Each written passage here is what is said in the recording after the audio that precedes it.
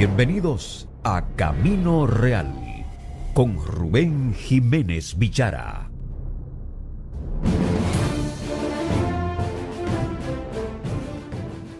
Hola, bienvenidos a esta nueva emisión de Camino Real. El contenido de esta semana se centra en la política migratoria del Estado Dominicano, los logros y dificultades del gobierno central para regularizar institucionalmente las migraciones hacia nuestro país y los retos que tenemos en el futuro. También iniciaremos una serie histórica sobre los inmigrantes y su proceso de inserción en la sociedad dominicana. Sean pues bienvenidos a Camino Real, realidad que trasciende la actualidad. Síguenos en las redes sociales, Camino Real RD, Facebook, Twitter, Instagram y YouTube. En Camino Real, páginas de nuestra historia. Nuestra isla ha sido, desde sus orígenes, un territorio de inmigrantes. Tesis antropológicas sostienen que nuestros aborígenes llegaron a esta isla procedentes de lo que hoy conocemos como Suramérica. La conquista española y el traslado forzado de africanos a esta isla son elementos conocidos de nuestra historia. Proclamada la independencia en 1844 y fortalecida la dominicanidad en la Guerra Restauradora de 1863, la República Dominicana comenzó a recibir inmigrantes de diferentes nacionalidades, sobre todo a partir de los inicios del siglo XX. En esta edición de Camino Real daremos inicio a una serie de reportajes sobre los inmigrantes a nuestro país, dando prioridad a aquellos de los cuales poco se habla, como por ejemplo los árabes, los chinos, los judíos, japoneses y cocolos. Comenzaremos con los árabes. Veamos este reportaje. La inmigración a República Dominicana viene de siglos. Un caso es el de los árabes, que para 1886 comenzaron a llegar por estas tierras. Se entiende que en realidad desconocían la existencia de este país y que nunca habían oído hablar de él. Pero ¿qué motivos tuvieron para llegar aquí? ¿Por dónde llegaron? ¿Dónde se establecieron en principio? ¿Cómo vivían? ¿Y a qué actividades se dedicaban? Básicamente, en los albores de esa gran emigración, se debió fundamentalmente a razones económicas y religiosas. Los puertos del Mediterráneo Oriental, principalmente Beirut, sirvieron de punto de partida en la larga travesía de los árabes hacia América. Las Islas Canarias servían a los buques como último lugar para recalar en Europa, antes de entrar en las aguas del mar Atlántico y llegar a América. Cuando se decía América, el punto de referencia era Estados Unidos.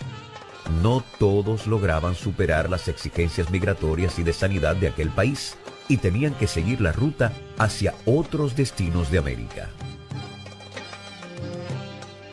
Puerto Plata sirvió de entrada para los primeros árabes que arribaron al país. Nassid PH fundó en Puerto Plata una compañía que llevaba su nombre y que más tarde se conocería como la Casa H, cuenta el historiador Orlando Hinoa en su libro Azúcar, Árabes, Cocolos y Haitianos.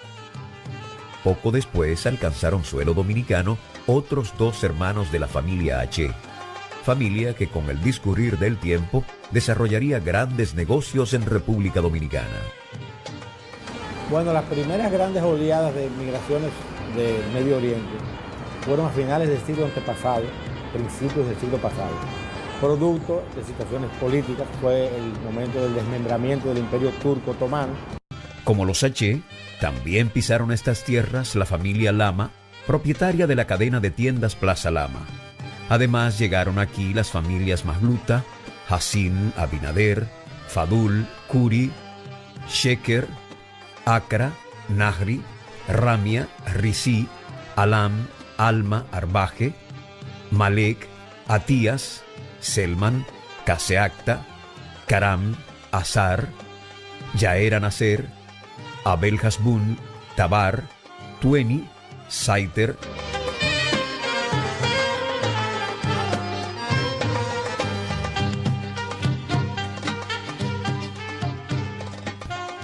Los árabes que llegaban a territorio dominicano provenían de poblaciones rurales.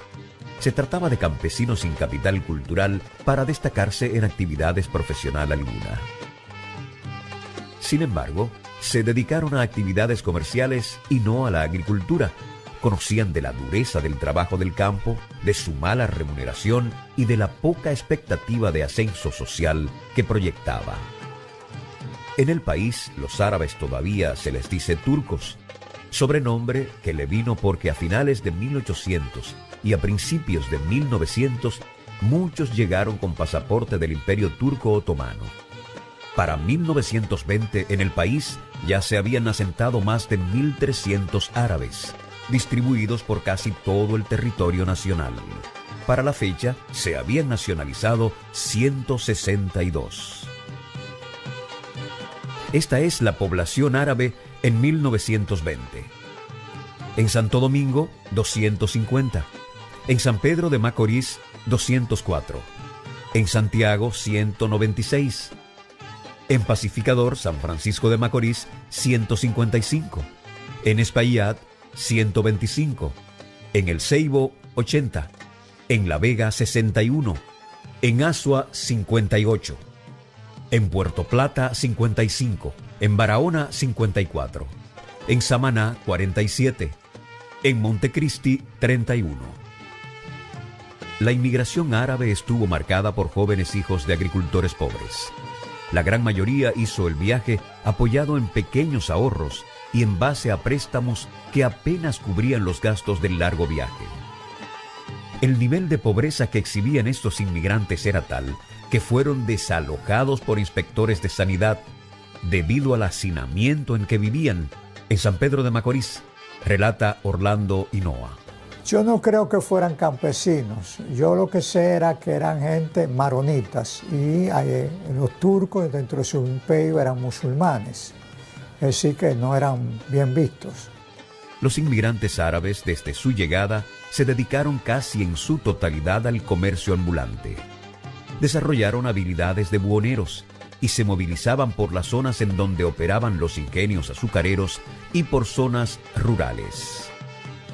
Mi padre, inicialmente un buhonero libanés, terminó siendo un rico terrateniente azucarero, cuenta Antonio Zaglul en su libro Macorís del azúcar.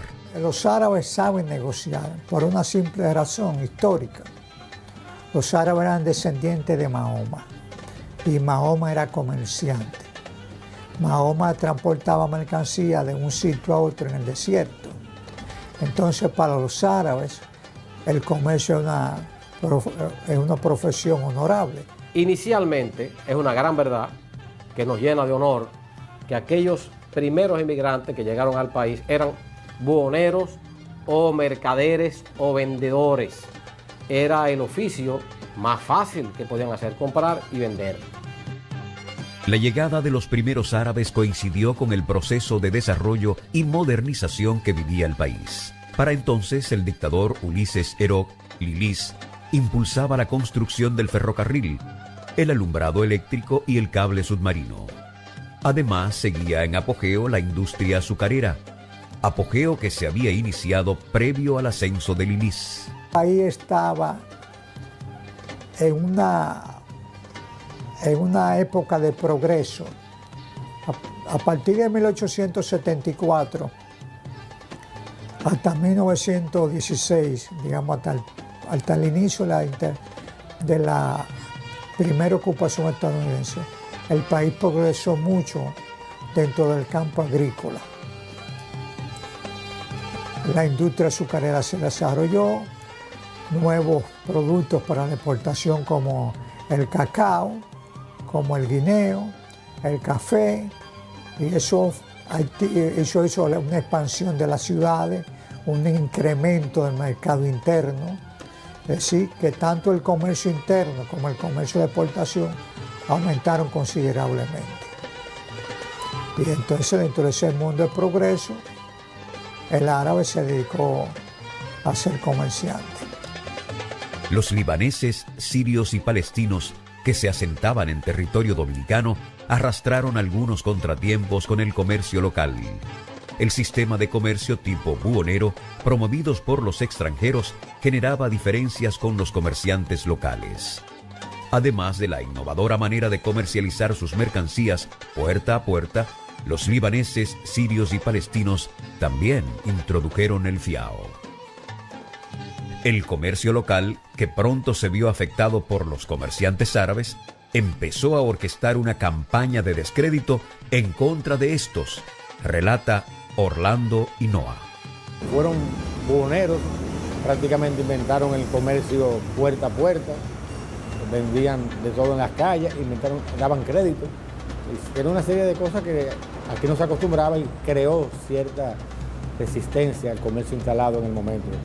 En la campaña de descrédito se le calificaba de incultos, contrabandistas y de promover un estilo de vida miserable. En una petición al Congreso Nacional el 9 de junio de 1896, 17 comerciantes de San Pedro de Macorís se refirieron al comercio árabe y en específico a su forma de vivir. Altamente conocida es su manera de vivir, omitiendo todo gasto que no sea el estrictamente necesario a la inmunda y mísera subsistencia a que se someten.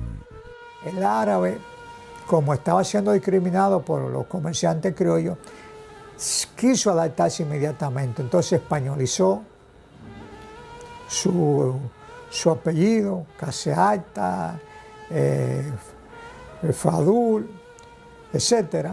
Y no insistió en que los hijos aprendieran el árabe, sino en que tuvieran una profesión. Es decir, cortaron la raíz. Con el tiempo, los árabes se sobrepusieron a la campaña de descrédito y se convirtieron en una verdadera fuerza de la economía dominicana.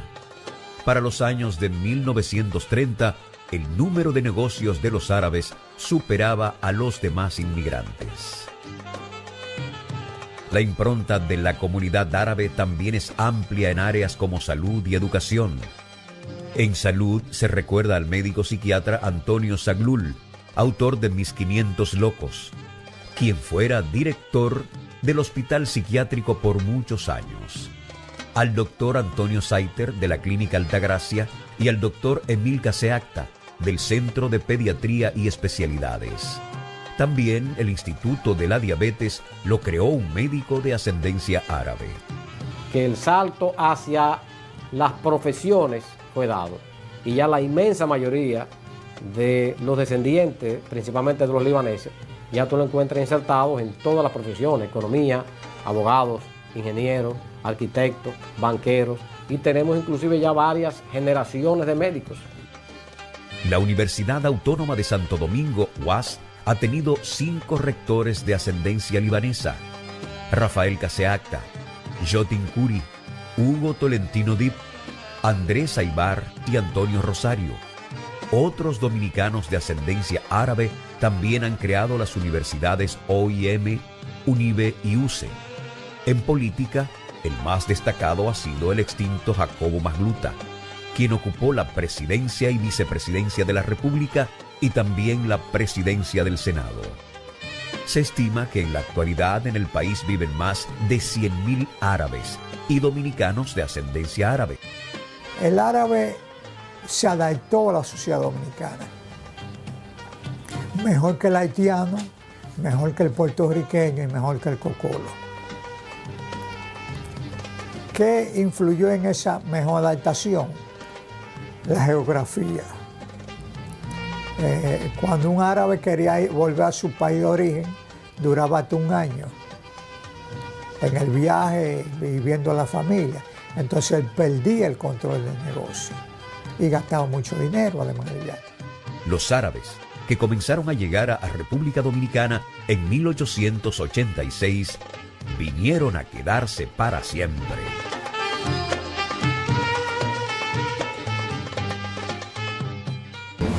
Ahora puedes ver este y todos los programas